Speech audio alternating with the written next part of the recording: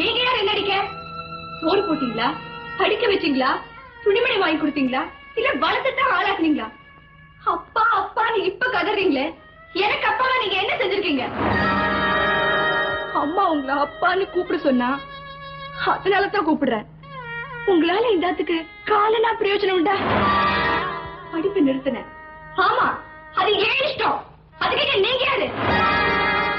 எப்படியா தொழில் பண்ணிட்டா சம்பாதிக்கிறேன்னு வச்சுக்கோங்களேன், அதுவும் ஏன் இஷ்டம். அதுக்கு நீங்க யாரு? தாலி கட்டின பொண்டாட்டிய விறகு அடுப்புக்கிட்டையும் வெந்நீர் தவளை பக்கத்தையும் தவிக்க விட்டு அவளுக்கு தீராத காசு நோயும் கொடுத்துட்டு திருத்தணியில உட்கார்ந்து அமெரிக்காவோட பொருளாதாரத்தையும் ஐரோப்பாவோட நாகரிகத்தையும் பத்தி வெட்டி பேசி பேசுற நீங்க கேக்குறீங்க நான் என்ன தப்பு செஞ்சேன்னு?